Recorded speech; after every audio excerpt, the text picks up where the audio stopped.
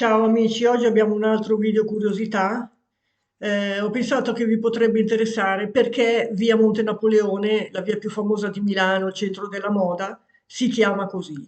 Lo sapevate? Questa via oggi è la strada più lussuosa d'Europa per il Main Street, società americana, battuta solo dalla Fifth Avenue di New York, perché vive in zona appunto di riferimento per la moda e anche un vanto, visto che ci vengono turisti da tutto il mondo per fare shopping.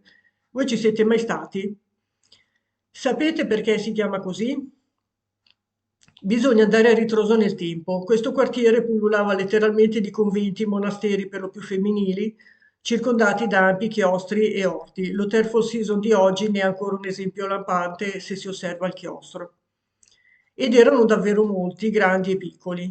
Erano i borghi di Sant'Andrea, del Gesù, del Santo Spirito, nomi che si rifacevano ai monasteri, e di quello che più tardi viene chiamato Borgo Spesso, dove in seguito nell'Ottocento vi furono costruiti molti edifici ad uso abitativo per la ricca borghesia. Durante il governo di Maria Teresa d'Austria, qui fu istituito il Monte Camerale di Santa Teresa, banco destinato alle opere del debito pubblico,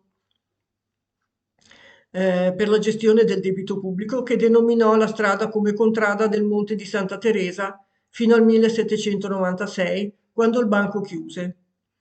Finché nel 1804 arrivò Napoleone che fece riaprire la banca con il proprio nome, Monte Napoleone, appunto, ribattezzando la via in Contrada Monte Napoleone.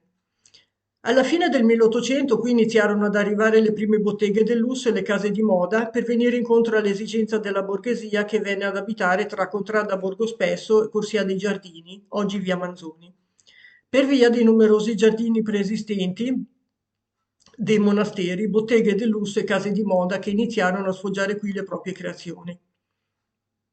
Il fondatore di una famosa azienda di valigie tuttora esistente raccontava che quando era garzone di una pelletteria in periferia, quando il padrone gli chiedeva di fare consegne in Monte Napoleone, prima di recarsi nella via era necessario darsi una pulita e indossare l'abito buono, perché qui una volta c'era il rispetto del luogo che veniva visto con molta reverenza.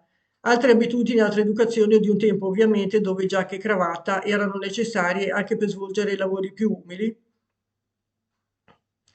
Era infatti conosciuto come il quartiere dei Riverissi, soprannome dialettale attribuito a tutto il quartiere, in riferimento all'usanza dei milanesi di togliersi il cappello in segno di riverenza quando passeggiavano per strada e incrociavano le signore bene.